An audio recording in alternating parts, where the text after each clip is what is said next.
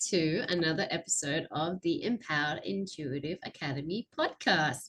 I am one of your hosts, Tay Henderson, also known as the Kynoch Witch, and with me is my beautiful co-host, Petra Costa from When Magic Awakes. And today we are chatting about a very interesting topic, pop culture, gods and deities. Did they get anything right? And from all the research, the conclusion for this is a bit up in the air. The conclusion that we have come for this topic is not the one that we expected. And this is after looking at various examples of pop cultural representations of gods, deities, mythological figures, which we all know and love from, human history, as they're represented today. And between both of us, we're a bit stumped. And I'd like to say, all I'm going to do is a shout out to my son who suggested this as a topic of conversation and then pretty much put up his hands in the air and said, I can only tell you about how they represented in the video games and or Marvel movies. I can't give you anything else. And I went, thanks, buddy. Literally thinking of him when I was doing my research, because my partner, my husband, Timmy, has been playing Assassin's Creed Valhalla. And I turned around to him last night and I said, babe, because he knows the Norse mythology. He's a nerd for that. Yeah. And I said, babe, how close is it to the actual mythology? And he said, it's very Vikings, which by what he means by that, it's very TV Vikings and not very authentic Vikings. So I was like, okay, I'm not going to look into that. I did look into it a little bit, but I was like, I'm not here. I don't have enough time to plot all the plot holes in that. So carry on. But I know that you looked at some games as well. A little bit. Again, it's really difficult to unravel the storyline behind some of these games, right? Yeah. Because the games are so complicated. And we're talking about games that have gone across 4-5 releases. Yeah. So you got The Witcher, a classic example of I love The Witcher. I've never played the games because I feel like I'm going to make myself so sick playing the games, but I have read the books. Yeah. So, yeah. And I've watched most of the Netflix series until I got upset when our boy was leaving. So I know. What the fuck, Henry? I actually can't watch it. I haven't watched it. Like I know. I'm right at the start. Yeah. Now, while I talk about The Witcher, I will say what I do love about The Witcher, the books, is that it has some great mythological creatures. Yes. Yeah. And it is very true to the mythology of the European Slavic kind of mythology of the time.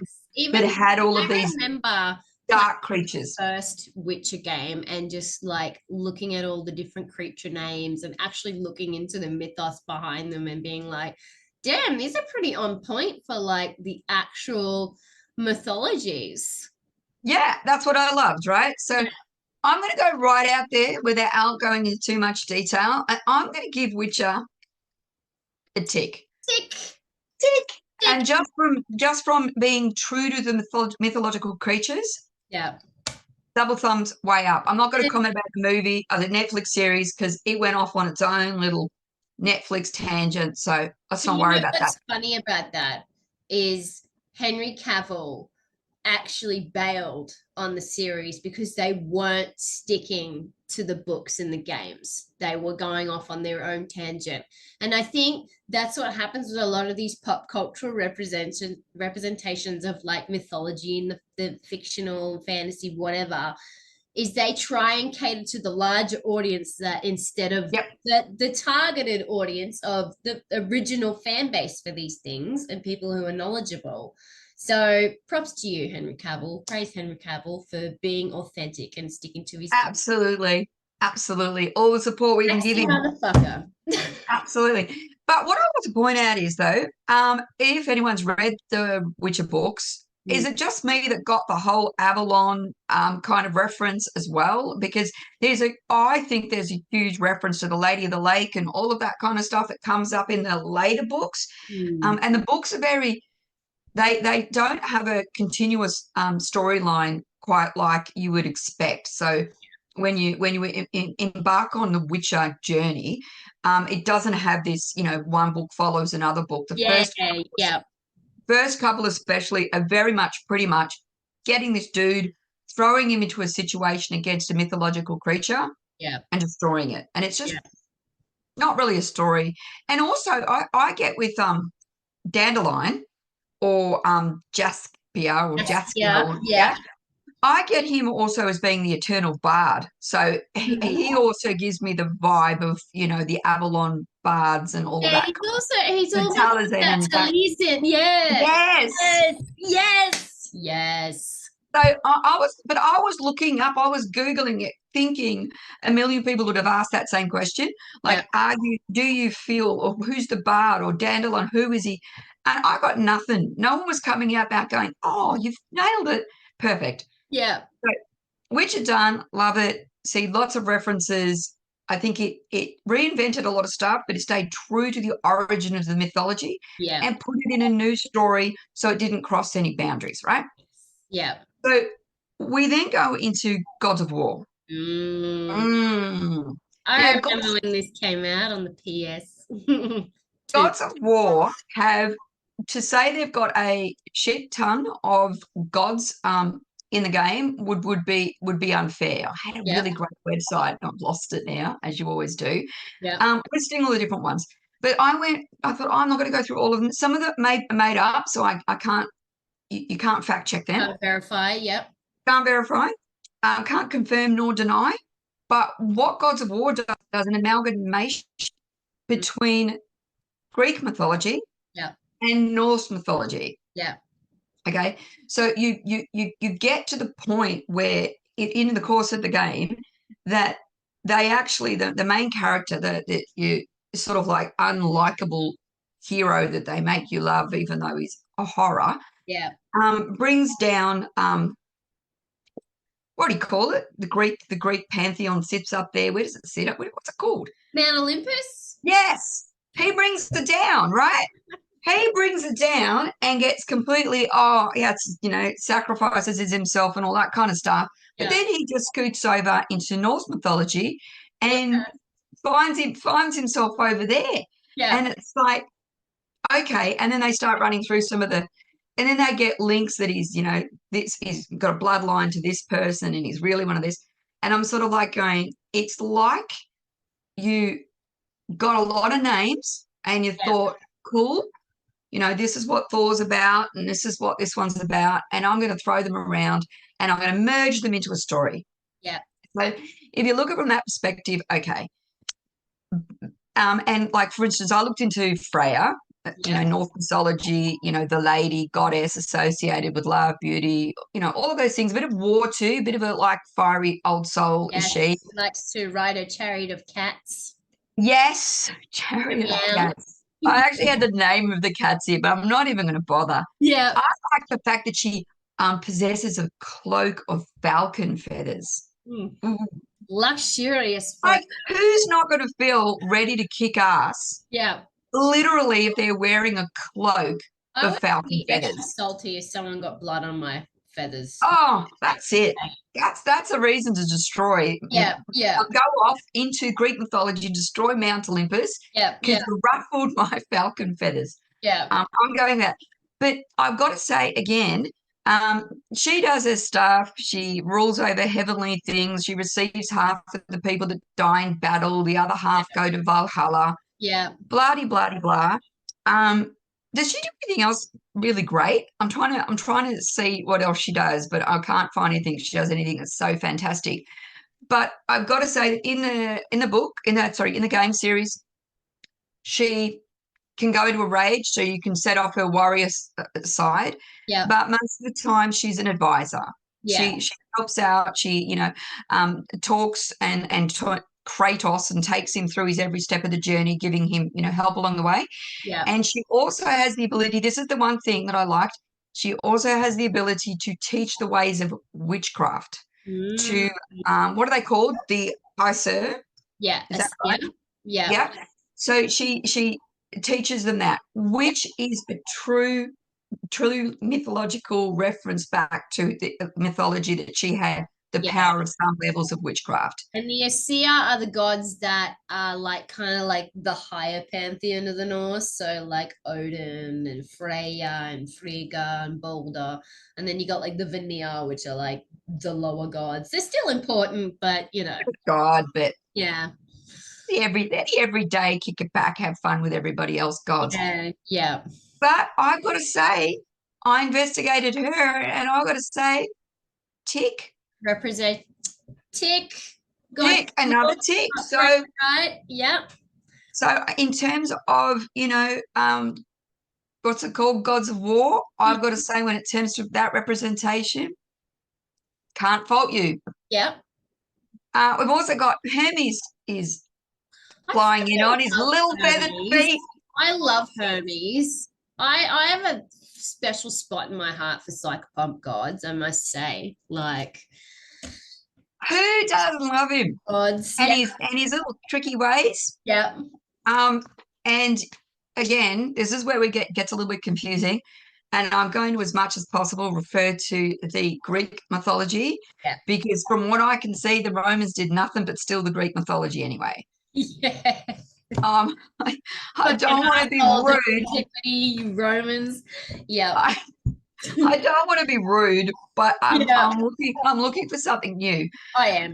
I'm rude. Effectively, for people who don't know about Hermes or Mercury in Roman mythology, Yeah, wonderful little god that goes around, a messenger, yeah, um, takes messages back and forward, plays a little bit of tricks along the way, yeah, and as you said, he helps guide people on journeys between the land of the living and the dead, yeah. and is said to be able to mentally communicate, as well as physically be able to move amongst the realms. I read Madeline Miller's Circe recently, and Hermes is in that mythology, and he's actually like a sort of companion consort to Circe for a little while, but he's the only one that can dip in and out of her islands without any sort of punishment or anything. So he just sneaks in, gets the goss, In and out. the goss sneaks out, and I kind of love him for that. Like he's just like this,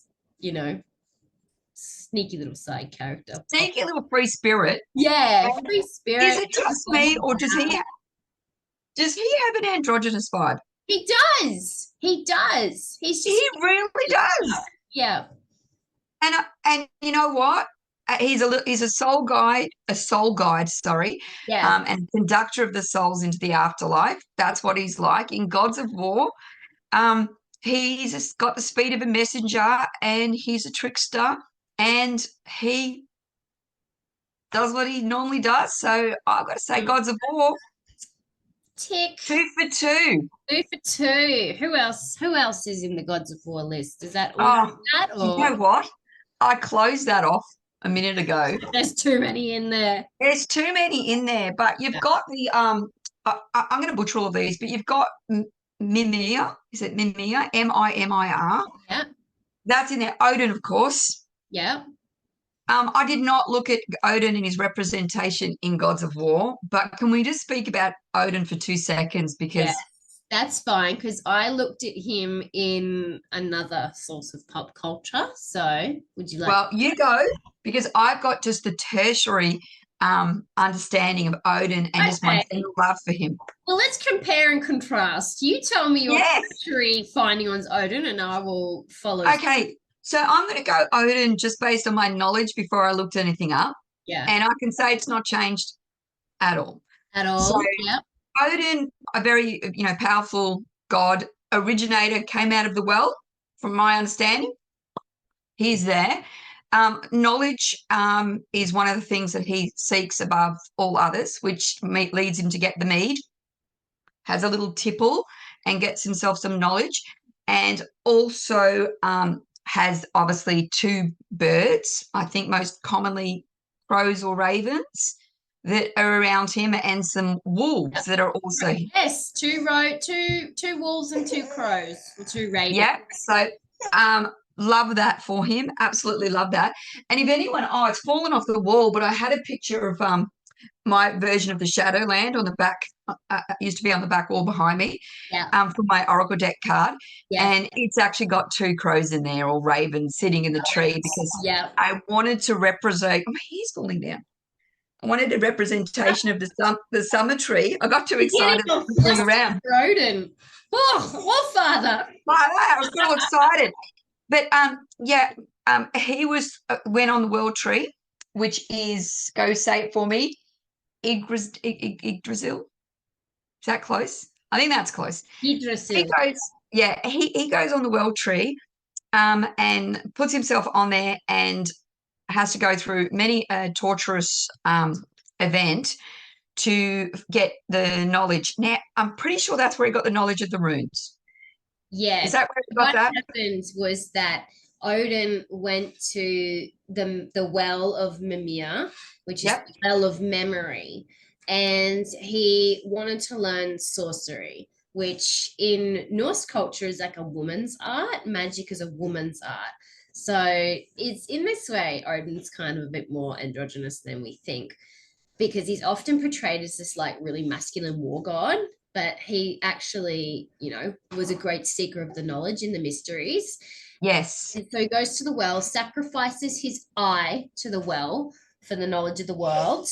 And then what happens after that is he hangs from the world tree for 9 days to gain the magic and the wisdom of the runes. And that is where we get the runes from, the Elder Dark.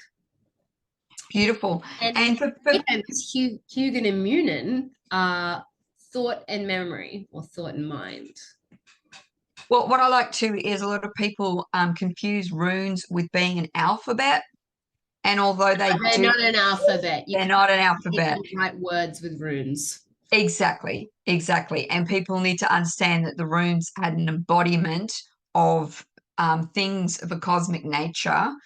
And so they were used as a way of, there was more to it than just prophecy. There was way more to it than that. Yes. And just people sometimes just like go, runes, well, that's what they wrote with. How do I write my name in Elder Dark? And I'm like, you literally can't. Like, I could, but like they're not associated with the English alphabet. Yes. They were made for different things. They're energetic sigils, if anything. Yeah, so my view of Odin hasn't really changed much. Obviously, what's his name, who's just done American Gods, Neil Gaiman. Yes. He's got a central figure of Odin in there. Yeah, and it's the kind of thing they don't really mention him at the start of who he is, but anyone who knows mythology goes, we know exactly who you are. I know who you are. Yeah. So again, that's in modern pop culture, and I would say I love the way he did that. I would take my hats off to him. Yes. I don't like all of his work. Yeah. There's one of his got, what's it called? Good Omens or Bad Omens or something Omens. Oh, yeah, Good Omens, I think it is. Yep.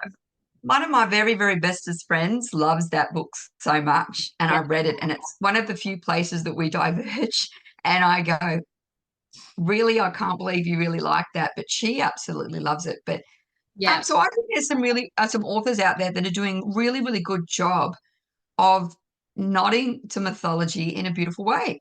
Yeah.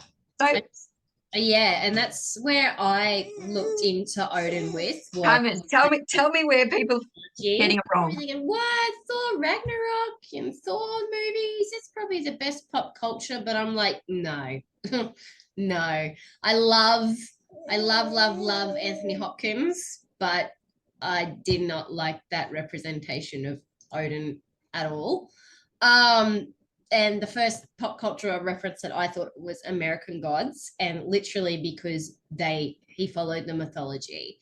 And Odin, they introduce him as Wednesday, right? And Wednesday is Odin's day because it's Woden's day. And if you know your history, Woden is the Indo-Germanic name for Odin. which the Norse then evolved to Odin, and which means all father. So he meets Shadow Moon, the protagonist, and introduces himself as Wednesday. And it takes him a little bit to figure out who that is. But he's blind in one eye. He's got two ravens, even the two wolves. Unfortunately, I've got to hang my head in shame. When they mentioned Wednesday, when he first introduced himself as such, that was not a dead giveaway for me. I was like, oh, okay, it's a strange name, middle of the week. Okay. I knew that. I was like, I didn't know that. It's Woden. Yeah. Just I didn't know that. But yeah, they did a really good representation of Odin in that. And I love the actor who plays him too, because he also has this really fluid, flamboyant nature about him, but can be a real hard ass. And I think that represents the nature of Odin as a god. Yeah. Well, I haven't seen it yet. I've only read the book. Oh my God, watch it. I only read the book on recommendation. Yeah. It's definitely made for people who know a bit about mythology, because if you did not know anything about mythology, you wouldn't get half the references in the TV series. And I imagine it would be the same for the book, but you would not get half the references. Like, I'm sitting there having a bang old time trying to guess who was who. I know who you are. From what I already know, and 9 times out of 10, I was right. And there's even like some subcategory, like not subcategory gods, but like other gods, and like are more obscure, that are not so plastered all over other pop cultural material, that they featured in there, like Chernobog. I was like, wow, that's funny that he's in there, because not many people know about him. And he's literally the Slavic version of yin yang, right? He's the dark side to the light.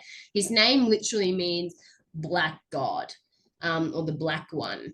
And he comes from this sort of post-Christian Slavic theology of dualism. And his counterpart god is Bylerbog, and he's like the god of light and sun and everything. And you got Chernobog, who's the god of dark. But they also call him the destroyer, and he represents chaos and stuff, and he just makes his way sneakily into this series. And what I love about American Gods is it tells you how they get into America. Like, it gives you the evolution of how they change to where they find themselves and their people and their worshippers, essentially. Yes. The whole premise of the show and that is, they're fueled by that worship. It changes their mythology. Yes. And, so it tells you that Chernobog comes over with the Russian immigrants and the Orthodox worshippers and stuff. And by then there's Christianization that's happened to his mythology. So he's associated with, the devil's forces and whatever. But there's also another one, Thoth, who sneaky makes his way in there. He runs a funeral parlor with Jackal. They call him Ibis, and then his friend Jackal, who is actually Anubis. And what they do is the dead come in, the Jackal weighs the heart, and then the Ibis writes everything down. And you see him throughout the entire series writing down everyone's stories and reading through everyone's stories, which is exactly what Thoth did. He was the god of wisdom, knowledge, magic, insight, science. He was a scholar, an intellect, an academic of the gods. And so you get his little feature in there. And one of my favorite scenes, which is leading into one of my favorite deities, is where he is talking to Mad Sweeney. Mad Sweeney is one of the characters in there that they introduced him to as a leprechaun. But when I started to put 2 and 2 together, I'm like, I know who this is. And they say, I want to tell you a story. And they're like, what about the mad leprechaun? He's like, no, about the king, the god king, Lu of the Tuatha De Danann. And I'm like, fuck yes, Lu, my man, he's getting his scene. And it literally goes through about how he defeated the Fomorians, which, if anyone who is familiar with Celtic mythology, the Fomorians were the race of gods that came into Ireland before the Tuatha De Danann, and they were kind of like a monstrousy, hybridy deity. And Lu, he's the son of the king Balor. Actually, no, sorry, his grandson. And his daughter has three babies there. And upon the vision of an oracle or a seeress, Balor is told that these children will be the death of him. So he orders them to be rid of. But Lu survives because he's picked up by the god of the sea, Maklia, and then he's raised by a goddess of agriculture, and I can't remember her name right now, but it starts with a T. And we honor them at Lugnasa, which is a part of their Wheel of the Year. Anyway, so Lu grows up. He's trained to be a great, mighty warrior. He's also a poet, a craftsman, an artisan. He's a god of the sun. He brings light, and he defeats Balor in the battle of against the Fomorians. And so we get this revisal of this mythology in the show, and I'm just like frothing at the mouth because this is exactly how I know it and how I see him and how it is. And then you get this also almost de-evolution of him as a god throughout the influences of mythology. And that's what's so beautiful about this particular storyline in terms of with American Gods, because it is accepting the fact that the gods once were something, but by the belief systems of the people and how the people change, they change because they are fueled, therefore defined by the energy that's getting sent their way, which I just think is, I think it's a gorgeous concept. And it's not the first time that has been put forward. Neil did not invent that concept that the gods change based on the worship, but he did put it together very well. Yeah, he did, because Lou talks about how he continuously was fighting against these new gods and new ideals that kept coming in, and he was morphing and changing, and he then the Christian came, like the mother church came, he calls it, and he just fled. He'd had enough. He was losing everything anyway. Yeah. And then that's when they became the fairy folk, the leprechauns, and their gods and goddesses were diminished to nothing but children's stories. And so he finds himself in America through the Irish refugees of the potato famines, and that's where his evolution begins anew again. Yeah. So I think so. Are we saying, are we going out on a line and saying that we get a tick to American Gods? American Gods gets a tick. Tick. Okay, so we've got lots of ticks here. Yeah. Now, yeah. I'm just gonna go into one of the things that did my mind here a little bit, because how do we define what's a tick?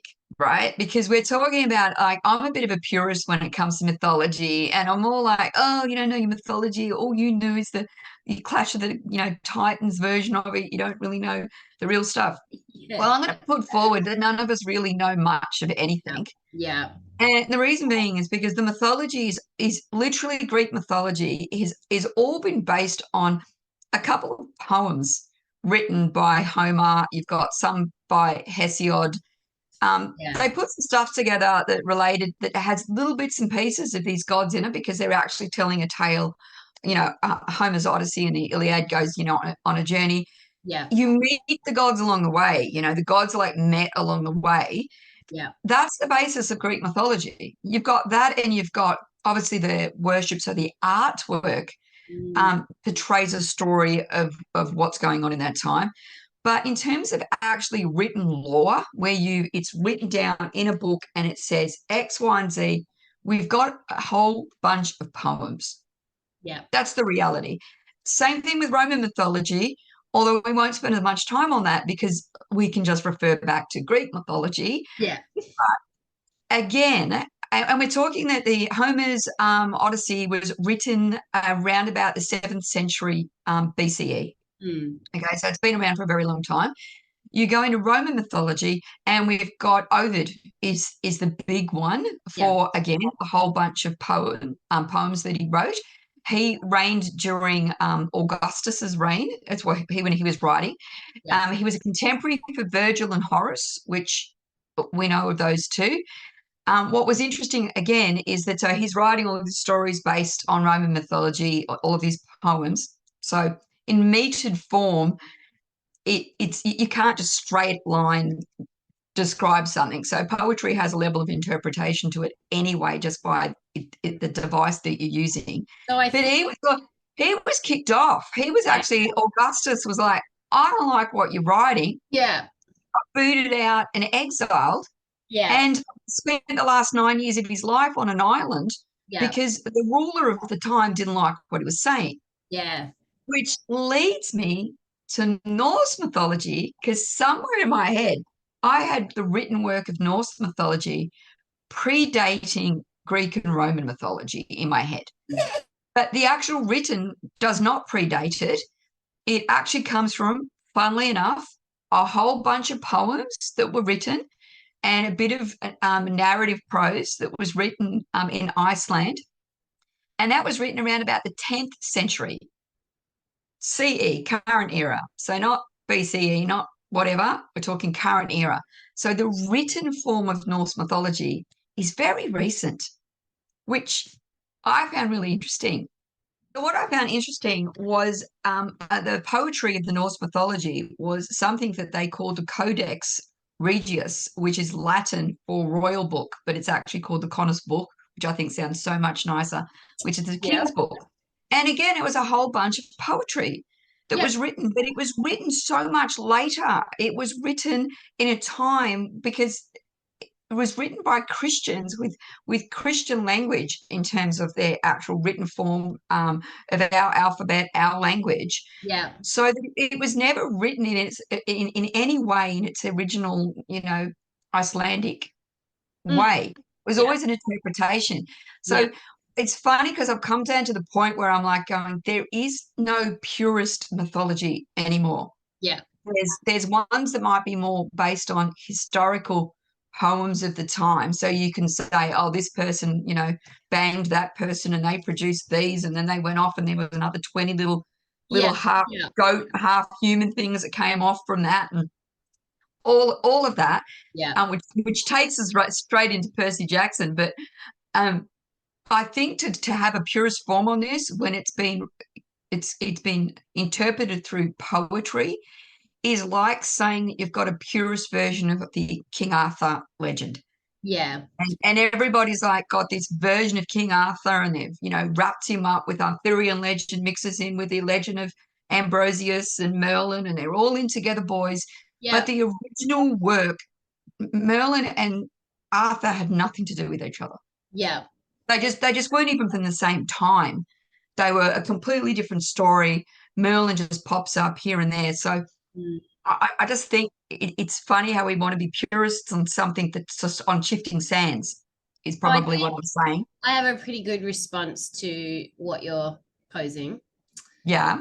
One, people of power have always augmented mythologies and religions and spiritual beliefs to serve their positions. We watch this happen in antiquity a lot, especially when you've got leaders or rulers, royalty that are supposed to be backed by divine presence or divine lineage. So we see this in ancient Egypt a lot. They didn't exactly warp their mythology, but they did make hybrid mythologies to suit their agenda or further validate who was on the throne as pharaoh. And they did this with combination gods like Amun Ra, right? Because the two initially were separate. Amun was a state god, he had a lesser following. And then all of a sudden, because of the ideologies and the beliefs of the pharaoh in power, you've got this combination of Amun and Ra. Now, Ra was the superior deity, needed to validate the divinity, but Amun could be therefore, verified and validated and raised up through this combination. So wherever you go, you've always got the state beliefs or the royal beliefs or whatever, which are going to therefore radiate out to the people, and therefore mythologies and stories start to change. Number two, Or can I just back you up there and just say King James Bible. Yeah, exactly. King So James, I'm going to say, right? It's not everyone can rage in the background, been but I'm just done. saying that. It's always been done. It's nothing new. It's just like any other political campaign, except back in the day it was gods. Now it's taxes. So we've got point number 2, which is what you stated before. So Norse mythology, right? Snorri Snurlson, which what a name. Um, he wrote I feel like you should have a Muppet saying that. It's like the chef. Hold on, hold on. Let me That's not fair. That's not fair. This is the man's name. I'm not going to make fun of his. Snurlson, who wrote the Prose Edda, he wrote it because he needed to hybrid the Christians with the pagans. Thanks, Muppet. And we've never seen this happen before, have we? Like, so we've got it in Egypt. We've got it in one of the most published books of all time, the King James Bible. We've got it with Rome. Rome integrated Greek pantheons and pagan traditions into their own pantheon and traditions, which they cherry picked from, other cultures and people. And look, the only thing I'm going to say is, to be fair to Rome, they did actually clearly state that they were willing to absorb belief systems into their own structure in a way to make it easier to subvert the people. Subvert the people. Subvert the people. They were in that statement, but yeah. No, it's not a nice thing to do, but they were honest about it. Yeah. They were basically saying, we know it's hard for you because we've just tromped in and taken over. So we're going to let you have your minor deities, your days of worship. We're going to let you have your, chalices and your different, whatever you want to call it, symbols of religious, artifacts. Festivals. We're going to let you keep them. And we're going to do more than that. We're going to weave them into the tapestry story. On them a little and add our own spin and muscles of antiquity. And how many lives do you reckon were saved just by doing that? I'd say a freaking shit ton. Well, I mean, here's the other thing, right? So, I mean, like I was saying about Snorri Sturluson, the Prose Edda was written from the perspective of having to migrate and integrate and account for and caretake the Christian population moving into the pagan population, but also converts, right? So, and we see this famously in Haitian folklore, in Voodoo religion, with West African slaves being shipped over the Atlantic into the Americas. So, which brings me to my... I know where we're going. Yes, my example of what does not get a tick. All right, so for a little bit of context, the cultural reference that I'm going to make right now, no deal, is American Horror Story Coven. Now, this has probably come up a fair few times.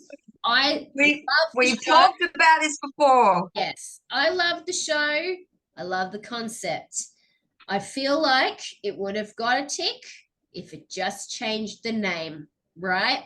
So in the show, there is a Voodoo Loa depicted as Papa Legba. Now, Papa Legba in the show is depicted with the top hat, the skulls, has the skull face paint. He has, he has a cane, smoking a cigar. He's a real, skull and crossbones man, right? And he's the one he's the one that supposedly guards the underworld and takes the souls and stuff like that. And they pretty much make it into this Christianized version of hell, which, I mean, in the Voodoo Louisiana traditions, not too far from, because it is an amalgamation of Catholicism, folk Catholicism, and European pagan beliefs, as well as West African beliefs and spiritual traditions.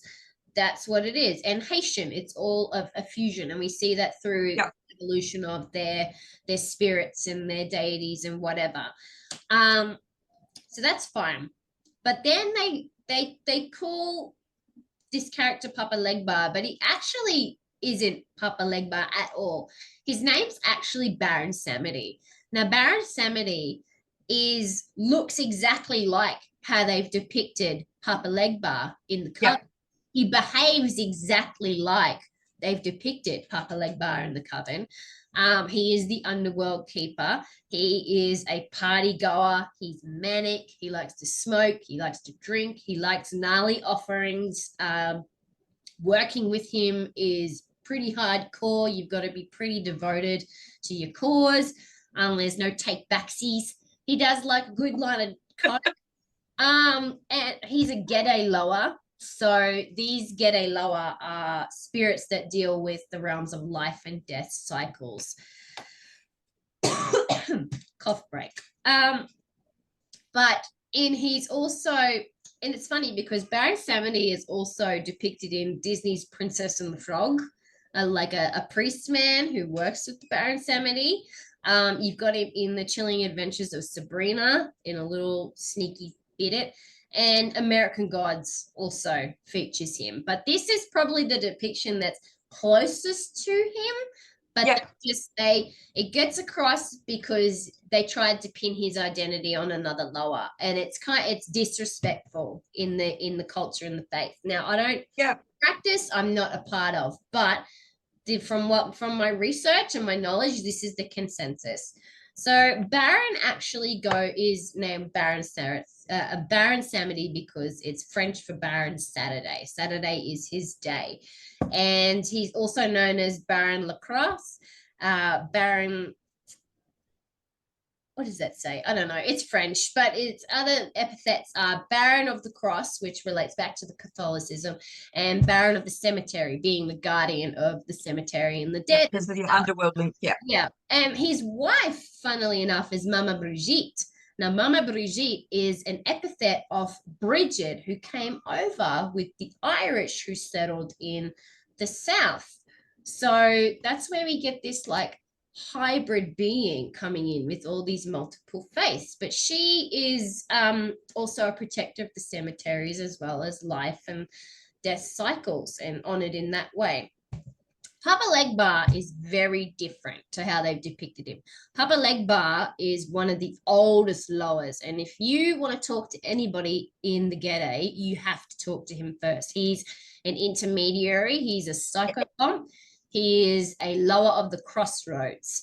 Now, he likes a rum and a cigar, but he's not as crazy as Baron Samedi. He's a wise elder. He'll still be on your back if you cross him, but he's not as full on. Yep. So, and I kind of find it funny because he's also associated with dogs, which reminds me of Hecate, which we get like this cross-cultural psychopomp crossroads deity. But in his tradition, in his history, he arrives to the south from Haiti, from West Africa, initially a sun god known to give access to the human planes for the. Anyway, he's depicted as an old man with a beard, white beard, wearing a straw hat, raggedy clothes, a cane or a crutch, and he's usually got like a little brown dog with him or something, and he's drinking rum and smoking a cigar. He kind of looks like a bum that you would see on the street. Like, it's like a hobo. His appeal. That's his appeal. He's a hobo, but he's actually a hobo. He's like this gnarly gatekeeper psychopomp on the crossroads, acting as a bridge between the realms, right? He's quite a liminal being. And his main thing for anyone devoted to him is respect. So when you're depicting him as the Baron, and respect to the Baron too, because that's him being identified as another lower. Exactly. So that's it is a huge amount of disrespect there. That's a cross. So we say no deal. And you know, it's funny because we have all of the resources in this day and age to trace the traditions of and trace the lineages and the histories of these beings, right? And my point also from before, when I was talking about Snorri Snorrason, was that there is a common theme. like a commonality between the traits, between the mythology that you can trace no matter how many different names they take, right? Absolutely. So when you are coming into it and going, this god does this because that's what you want it to do, then no.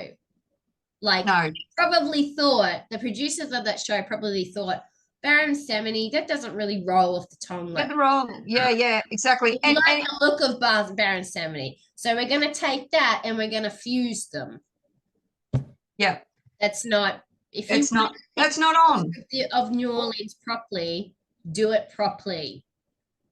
Can I do one which is a fusion that grinds my gears? So I'm going to state up straight up that this is a no deal. Yep. And I'm going to say one word, and it's Lilith.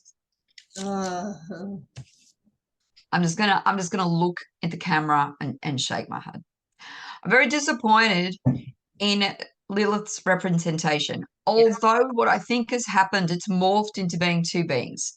So you've got the concept, the biblical character, which was put forward in the earliest versions of the Bible as being Adam's first wife, that has been literally cut out of new versions. That we God got a do-over, and we didn't really discuss the first go on it. I'm obviously being facetious there, but that's the reality of it. Yep. And so obviously this was just a person that was created to be Adam's mate. Yep. Didn't like the concept of the fact that she needed to be subservient. Yep. And she basically said, no, I'm not really interested. I'm not doing that. I'm not laying beneath him. Yep. So she packed her gear and she hightailed it. Yeah. Now somehow this is then, obviously that's not a good image for someone to not want to be, Adam's soulmate, not wanted to do exactly what she was told to do. Yeah. So she became demonized in a way that now most people today would think of Lilith as a demon. Yeah. Or the mother of all demons. And that's exactly how you say Lilith and go, oh, isn't she the first demon, or isn't she the first demon, or the first vampire, or the first vampiric? She's the child killer. Yeah. She's all of these things. Yeah. And you see her in Supernatural. Yep. I love Supernatural. And I love the way it takes all of these mythological elements. Why did they need to name this huge being as Lilith? Why did they need to do that? You know what gets me about that even more? And it's like they got the last hurrah. And I feel like the producers in that probably didn't intentionally mean to do it this way, but this is how it comes across. They depicted her as this almighty, powerful demon, badass. She's the first demon. Like, she's the OG of demonic activity, right? Yep. She's the devil's right-hand man. Yeah, exactly. Yep. And then they make her the last seal, and they kill her off, as in being like, haha, fuck you. You thought you were gonna get that power up. You thought you were gonna get a stage. You again have been banished from the Garden of Eden. And it's just like Lilith just wants, they want to demonize her, and then they want to victim shame her. Yep. And then on top of that, they want to, it's just horrendous. And I'm calling it out to say, leave her alone. Leave Lilith alone. Leave Lilith alone. Leave Lilith alone. I'm going to make a T-shirt, and I'm going to have that written on there. Yes. She's made out to be, honestly, she's a child killer. Yeah. She's a whore. Yeah. And worse than being a whore, because she sleeps with demons, and literally she'll sleep with anything, regardless of whatever it is. Now, Zeus goes around banging goats, for God's sake. God. Everyone's just like, go Zeus, you are the most powerful. You are king of all gods. You're banging animals, dude. You're banging. where did all of the satyrs come from? And all of those, where do they come from? Yeah. Oh, hang on a minute. Oh, that's a pretty nice looking goat over there. Yeah. I think I'm going to give her some of my time. Did the goat have any? What did the goat say? Then the goat's like going, oh, yeah. That's what I was thinking this morning when I got up and I was eating some grass. Oh, But my goodness. anyway, so I'm saying please, Lilith, no more. Yeah.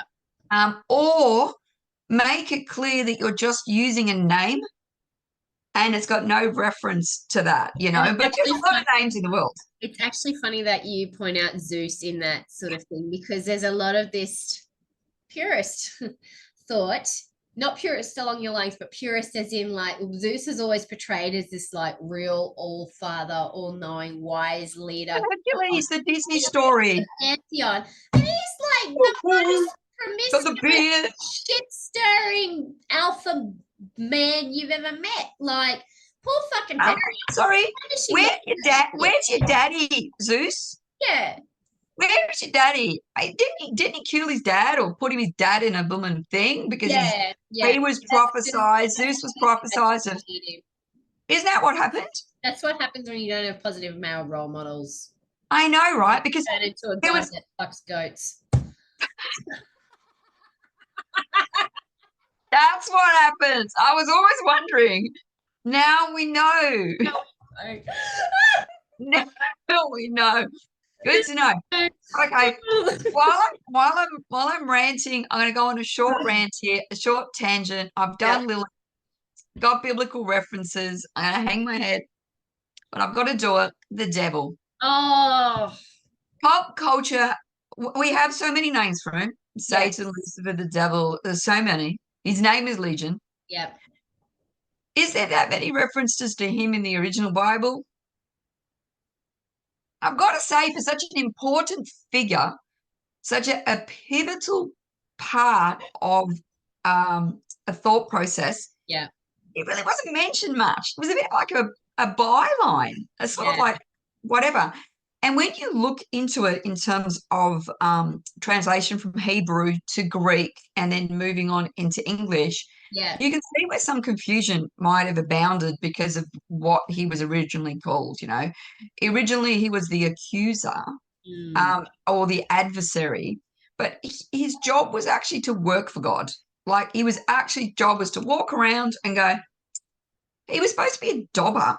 He had to go back to God and say, he's not looking after his wife, or he's not doing this, and he had to go back and he had to call people out. And that's so funny, because he had to call people out, and so we get him in his mythology calling out God for his bullshit, and God's all like, "You don't get to do that to me." Guess what? Snitches, stitches. Down you go, brother. Down you go. And look, I'm not making. This has got nothing to do with the Bible. This has just got to do with pop culture references. So I'm going to make it very clear there. But I'm just saying, in the original work that was written in Hebrew, there was very little mention of him. And then as the story evolved, for one of it, as more books were added, he became this very, very powerful figure. And it's almost like in pop culture today, we're almost rebelling about this idea, because you'll see Al Pacino playing the devil, and he does a bang up job of it, and he's frightening. He's frightening in it, and you get that really fiery brimstone view on it. Poor Keanu Reeves doesn't stand a chance against him. We've got that, and then then you've got Lucifer, the TV series, where you it's been written so that you feel empathy, and you feel that he's been really hard done by. Like, this is his dad. His dad's literally kicked him to the curb, and then allowed all of the world's creations to hate him. Create an environment where he is the most hated being, and his dad doesn't step in. at any point in time and go, let me help you out here, right? I love the theme of shit male role models for superior male deities that are happening here. And all I'm going to say is it's not a simple.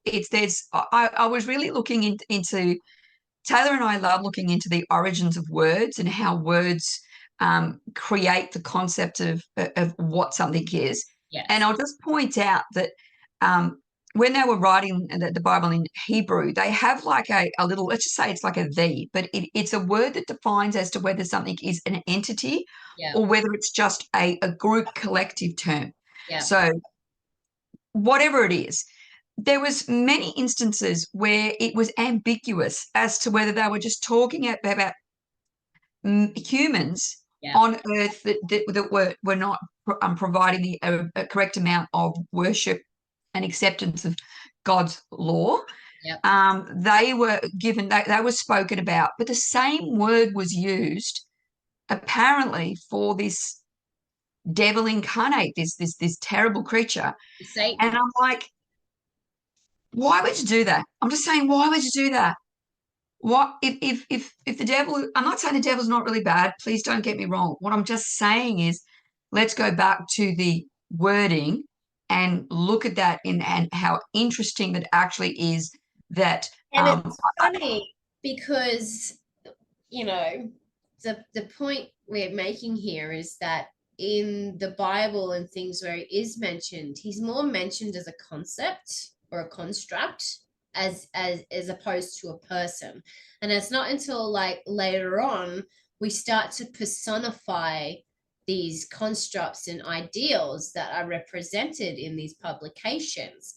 And so you go from using a specific word to represent the ideals of not ideals, but the sin and or evil or evil, temptation, evil. And then for our little human brains to understand, we culminate all that into someone to blame.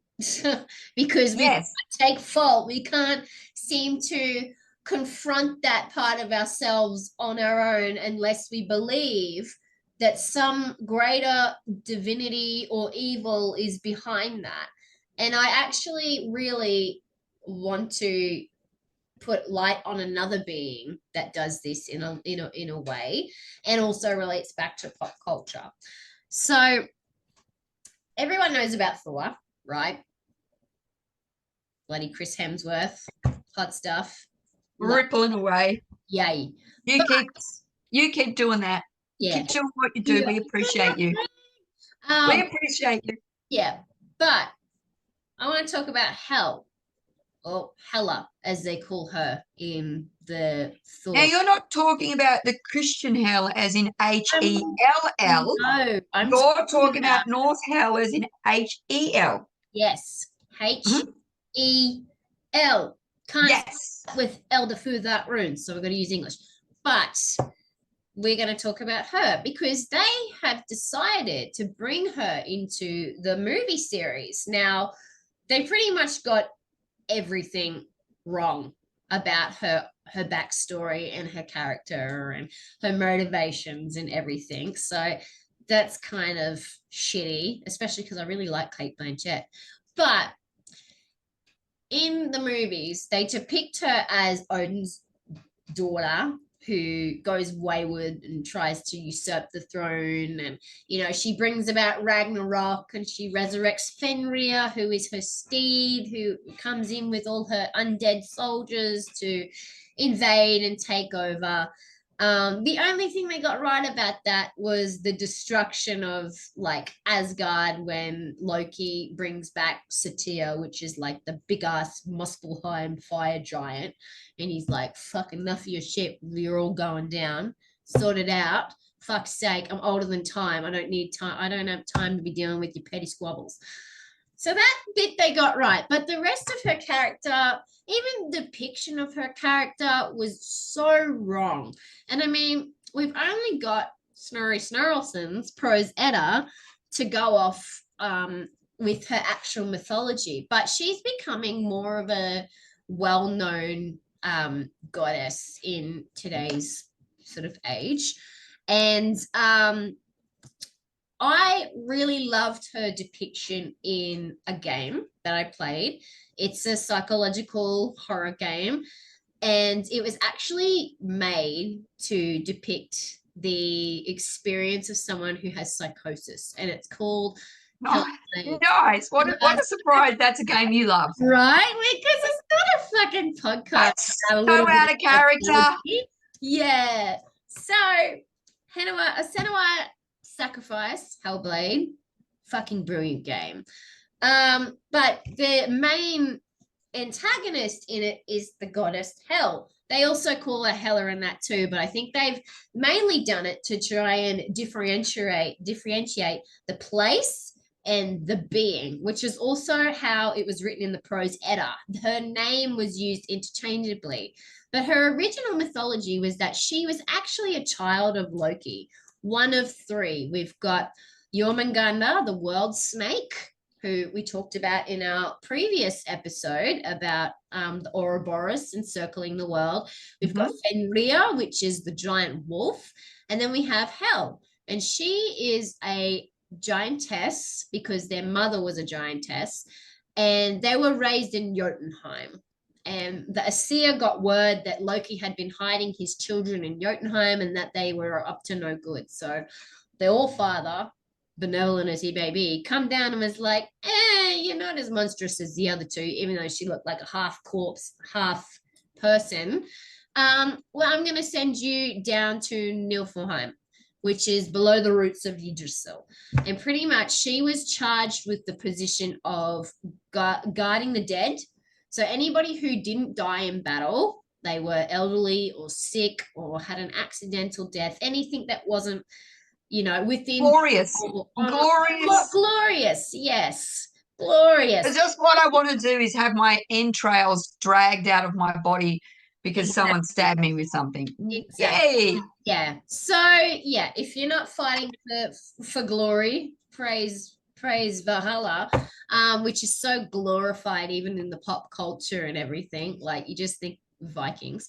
You went to Niflheim or Helheim, as they've dubbed it, to try and differentiate the place. And it wasn't a place for punishment initially. It was just a place to safeguard these souls. But they had various sections. So they had sections for like lost souls, sections for souls that accepted their passing, and all different types of shit going down. Yep. But she was the queen of that realm, and that was her realm to maintain and guard. And it feels a bit Dante's Inferno, doesn't it, in terms of being sectioned out? Yes, yep. yes. Yep. There's a lot of, and see, here we get with the Snorri Sturluson having this interluding theme of Christianity coming into these mythologies, right? Because all of a sudden we've got Niflheim, which is a place where we, cater to the souls that haven't died in battle, to Hell, where if you haven't died gloriously and for the cause, you're going to go and get your entrails ripped out down below by ghouls and and things. Or as Adam Sandler likes to put it, you get a pineapple shoved up your ass. Exactly. I fucking love Little Nicky. I love Little Nicky. I gotta say, not accurate, but hilarious. I had to work that in somewhere. Yes, sorry. Yes, but the point I'm trying to get is in this game, right? We take on Hell is a major feature in this game. You play as Senua, right? And you are a Celtic picked warrior who has been through some shit, and you've ended up in this place at the beginning of Helheim because your lover has been killed by Norsemen, right? So she is what is described as a Gelt. So a Gelt was someone who wasn't sound of mind, who they thought they lived in between two realms, and we would know today as psychosis or schizophrenia. So you find out through the odyssey of the game, which you have an intermediary guide who tells you stories from the Norse sagas as you're going. You find these lore stones, which sort of validates and helps you go along. But you find out that her father was a druid, and because her mother was the same, he burnt her mother at the stake in front of her as a child. And then later on, her father banishes her to the wilds because she's exhibiting the same symptoms. And she comes back and finds that her lover has been blood eagled because the village has been raided by Norsemen. So she's associating this darkness within her as some type of curse, but also the Norsemen being the result of that and responsible. So you're moving through, and it's crazy because they actually collaborated with psychologists and people who, professors of neuroscience and stuff to simulate what it would be like to have psychosis. So you're going through and you're hearing the different voices. This does not sound like a healthy game to play. I'm just saying. It's great. I enjoyed it. I loved the concept. I'm like, wow, this is wiggy as shit. Like you would hear a voice in one ear and another in the other, and you would listen to them. They're helping you. That's what we should be taught, to listen to the voices inside our heads. Yeah, yeah. So why does this make me uncomfortable? But anyway. So you're going through, and then you finally get to you face a few adversaries. Like there's Valravn, the god of illusion, and then there's another Satur, which is like a fire giant. And you're going through, and you finally get to Hell, right? You confront Hell, and Hell actually looks like Senua in a way, modeled after Senua, but she's a giantess, and she's got the half-death, half-life body. But the deeper psychology of the game is that they were trying to depict what would happen to someone with psychosis and PTSD and stuff from traumatic events, but also they utilize a lot of Jungian concepts of the shadow. So what we're afraid to face, our fears, our unknowns, our unconscious, what we will confront in the dark if we decide to confront it. And we've touched on a lot of themes of, well, if it's not glorious, let's banish it. And so this game uses the Norse mythology to go into the darkness of Senua's being, to work through it. And once she's confronted Hell, she gets to a place of acceptance where she goes, it wasn't my fault. I'm not the cause of this. My lover is dead. My father was a cunt. I can't do anything about that, but I can move forward. And then the voices stop. So at the end of the game. Tick. So tick for that. Tick. Absolutely. I can't think of a better example. And I want to really touch on it because there's a point where the narrator, Druth, her guide, says in the game that evil can come from the hands behind the gods, a familiar hand, cold and cruel. And I believe he refers back to the fact that we as humanity fuel the narrative of our gods, fuel that force and that need to have this divine, omnipotent being or evil ruling over our actions and our thoughts and our beliefs. And our mythologies over human history have evolved to cater to that. And it's something that's really something to think about. Well, I've got a similar concept, but not as glorious. And we are going long because there's so many gods and deities to talk about. Yeah. But I'm just going to go with Medusa, right? Now, I'm not going to go into the ins and outs of Medusa. I'm just going to go that Medusa is another female character that was very, very hard done by. Yeah. And she was punished by another stronger goddess. Yep. Because she slept with the wrong person. Now, some people say it was voluntary. Some people said it wasn't voluntary. Yeah. Either way, she was cursed because of it. Yeah. And she has become a symbol, actually, of female activism. Yes. And for women that have undergone some terrible hardships, yes. do they actually put a version of themselves, of her, on their bodies to signify what they've gone through? Yeah. Now, what I find interesting about this, and if anyone wants to look into that, it's a very, very interesting topic. But was what Sigmund Freud had to say about that. Oh Because God, Siggy. Oh God. I just went, Siggy, I love you. I really love you.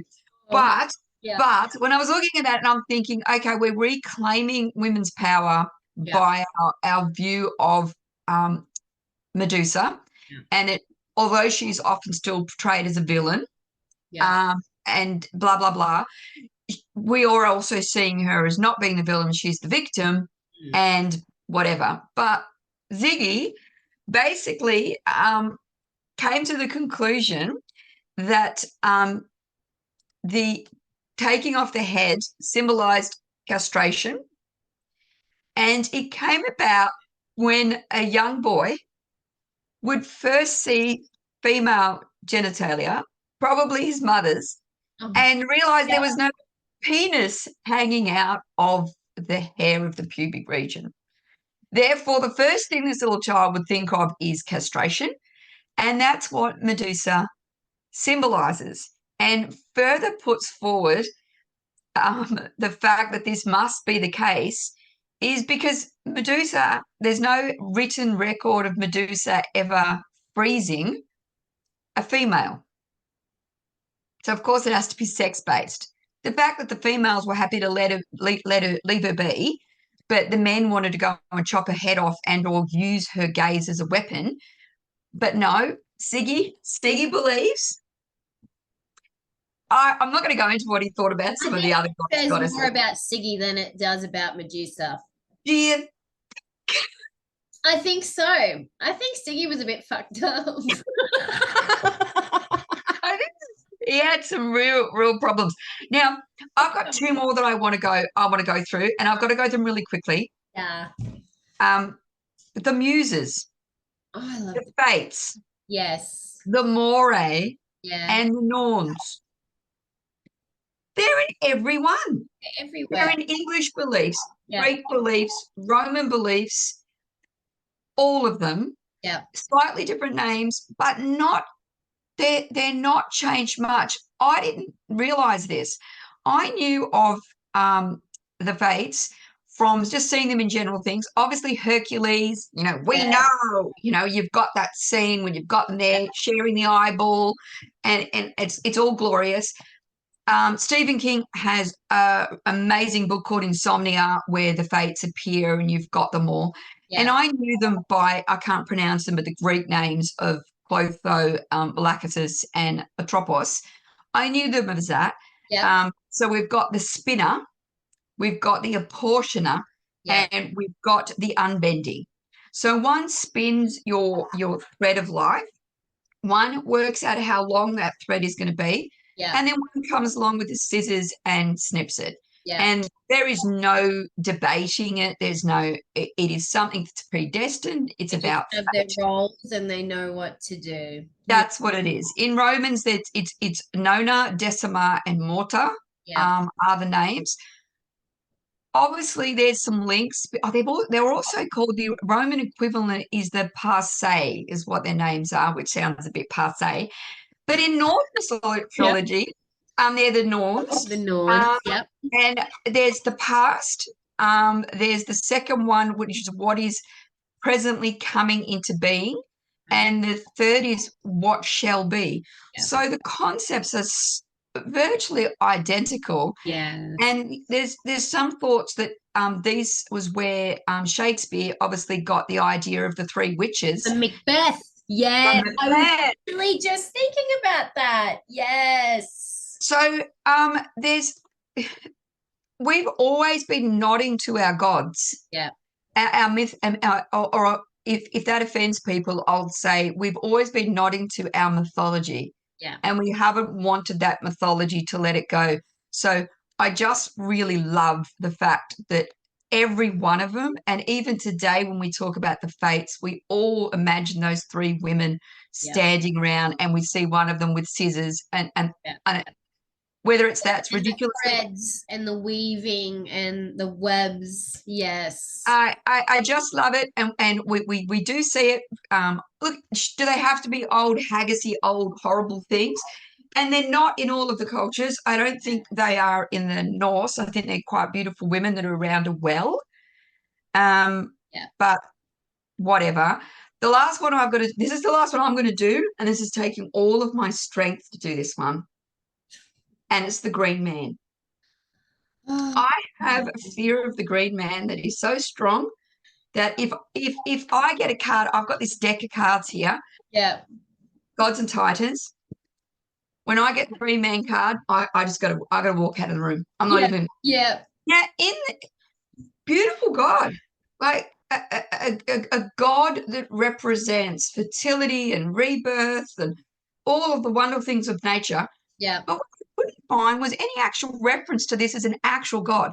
Yeah. There's a shit ton of green men and with the flowing mouth and the things growing out of him, and all through churches, all through Europe. Um, really, really, really ancient depictions of the Green Man. And the only thing I've got in my head are all the horrendous depictions of the Green Man in every horror book I've ever picked up, or every horror movie that I've ever watched. Where if you go out into a forest and you find a strange cult living in amongst the forest in some like Puritan community, you almost always find that they're sacrificing to a horned and or green god. Yes. It's always a blood sacrifice. It's always mangy as. Now, Yes. the Green Man obviously has links with the Wicker Man, which Yeah. was the concept of pagan and druid sacrifice that was Yeah. going through Celtic paganism. What I will point out is there's very little evidence that there was actually any sacrifice around Celtic paganism. Yeah. And this goes back to my point that I want to reference back to is all of this is based off some poetry and some person talking about what they heard Yeah. from literally someone down the pub, honestly. Yeah. So when we talk about the main evidence that there was sacrificial things that were going on in religion to the green man or a green god or a horn god or whichever one was during the Gaelic War, which is in the 1st century BC. And our man, Julius Caesar, Oh, was the one yes. who wrote this down. Now, he didn't have any reason to malign another culture, did he? He had no reason to do that. He just wanted to take them over and with as little issue as possible. Yes. We've now found out that a lot of what he wrote was deliberately designed to debunk a culture, that he took the most extreme views and fantasized them, made them fantastical to Yes. discredit them and discredit their ruling class or their priestly class. You know what's funny about that is a lot of There's nothing funny about that. Indo humor me for a minute. I know. Indo-Celtic European peoples, their gods were not people before the interactions of other cultures. A lot of them were animistic spirits. They were animals, or they were hybrids, or they were nature beings. And the Green Man, to me, based on your findings, it just sounds like this beautiful emanation of a nature spirit. And the most times when I see him depicted as an oak spirit, like an oak tree. And we know oak is the sacredest of sacredest trees to the Celtic peoples. And so, of course, we've got these people coming in who have to personify and demonize the shit that they don't understand because they don't understand it. They clearly just can't see. Yeah, but they're doing even more than that. It's not that they don't want to understand it How and that they haven't got open ears to listen to that. They are deliberately picking something yeah, and making it horrible horrible. and then writing that down. Who's going to go up to Julius and say, "Oh, dude, I think you got that a bit wrong." Yeah, Yeah, you're going to live through that, aren't you? You yeah, know, Augustus taught us by, sending old, what's his name, off to an island for 9 years. yeah, They don't take very well for people putting down these things in a way that they don't like. exactly. And I didn't realize that. And so, can I say that I've gotten past my fear of the Green Man? No. I've read way too many horror stories, Yes. really horrendous ones, and it's all bunched in with the Wicker Man and all of that kind of stuff. I can't unravel it. Yeah. But I will say that from historical perspective, it was first referenced in Lebanon and Iraq around 200 CE. So it's not even just a European thing, Yeah. right? Which was interesting to me. It's in terms of, British, Welsh, Gaelic, that kind of thing. On churches everywhere. Yeah. Like churches literally everywhere. So, I would love it if this could have said that I would have a new view on it, but it's just something that still scares me trying to be.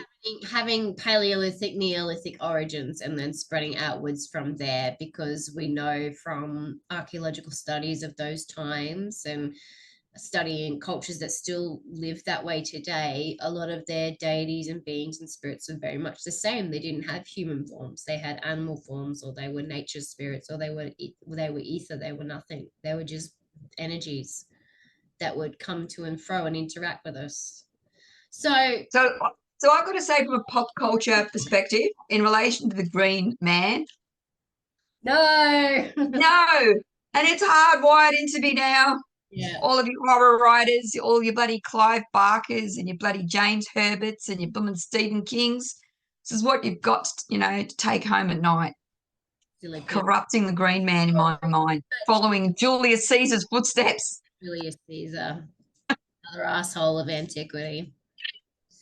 Oh, that was a deep dive. Wow. And what did we come out with? That modern pop culture, especially when you associate it with video games, yes, big fat tick. Fat tick. Keep going. Doing the justice. Keep going. And I suppose the other thing to take from this is we're all running off some poetry. So trying to be a purist when it comes to mythology, you probably need to reset your expectations around it. Definitely. Because look into the history of the people which the pantheons are associated with. Look at what their values were, who they valued in society, what they valued in society, and how their spiritual practice reflected that. And then build upon your knowledge of the deities and cover all the epithets that those deities have, because they have passed through many names and many cycles of evolution over time as we have evolved as well. So do your research. And if you want to just realize how much this is cuckoo, I came across it accidentally with Wednesday, with Odin, with American Gods. Yes. I just assumed I knew where all of the names of the week came from. Now, I'm not going to say where they come from because I've got two completely conflicting viewpoints of where they've come from. One says 100%, it makes a lot of sense that it's come from Norse gods in terms of the Sunday, Monday, whatever, including Odin. And then the other is completely 100% makes perfect sense that it's come from the Roman with Solus, Luna, everything else. Which one's right? Here's the thing. Neither, probably, because it comes down to translation and language. And it comes. So, the English words are more likely to have come from, Norse. But when you look at it from if you spoke Latin, you would probably find that they come from Roman origins. Well, so a hodgepodge of Latin. It is, because the different languages have different root words. And that's why when we get this whole logic of saying this is what it is 100%, we're not taking into account translation. Yes. And also with the days of the week thing, their calendars were different to ours. Different calendars. But it's just, even if you Google it now and ask what they are, it's just not. But anyway, I'm just saying, no, there's no hard and fast rule. There's no line in the sand that you can say I'm on the right side or on the wrong side. Everyone's interpreting some poetry that has been translated through multiple hands, through multiple languages, and it's representation of a mythology that was passed down by word of mouth that has then been written by the ruling class at the time. And if you want to know the truths, look at the folklore. Look at the folk practices, because they have been overridden by higher beliefs, will have done everything in their power to sneak little bits of truth of who their gods and deities Yeah. are into their practices. That was a big topic. It was. What A big topic, fantastic topic. I'm not going to sleep tonight topic, but all good. What are we talking about next week? I've got no idea. I was supposed to look that up. Do you have any idea? I don't even have my handy piece. I got it in my handy piece of paper. We're talking about chakras and energy healing. Oh, thank the Lord. We're going to something easy. Praise Bassimus. Praise Chris Hemsworth. Praise Chris Hemsworth. Praise Anthony Hopkins. Praise, what's his name? What's his name? What's his name? What's the next? Yeah, praise him more than anyone. Praise the Witcher. Yes. Why doesn't he drink that potion more often? I loved it when his eyes went all crazy. All black. Ugh. But I love that. Okay, chakras, that's easy. That's easy. That'll be uplifting. And it might even be a lot shorter. Yes, it might. So it's time. Let's talk about the cat. So, as always, remember, curiosity may have killed a few cats because they decided that they were going to join all the other cats on Freya's little freaking chariot and go into battle. And they're all like, yeah, let's go. And then get piped straight off the bat. And then because it wasn't glorious and he got disemboweled, he ended up visiting Hell. And Hell's like, look, I feel sorry for you. You probably, could shack up here and I'll give you a little saucer of milk. Like, I'll acknowledge the effort you done, even though it wasn't glorious. Yeah. But there's no growth in ignorant bliss. There is none. So that poor, it's more than one cat. We got rid of 2 cats today. Like fucking 6 cats, I'm sure. How many were on the chariot? I thought there was only 2 because I thought Odin had 2 dogs, didn't he? And then she had 2 cats. Yeah, 2. Honey, 2. We're gonna go 2, but. And I think that counts. I reckon it's a glorious death. You're put in the war chariot, for God's sake. Yeah, but like when it's kind of like when you got like the front runners, like the front line. Yeah, the infantry. Straight off the bat. Like that's fodder. Yep. That's fodder. Yep. You never wanted to sign up to be an infantryman. Like sword. Freaking. I know. You know what I didn't even mention, and I'm just going to go quickly. Tolkien and what's his name? Game of Thrones. So much has been stolen from Norse mythology and wrapped in, and actually history from English and Welsh. Yeah. Nothing's original. Everyone's incorporating the stuff. Good job, everyone. We'll see you next week. See you next week. Bye. Bye.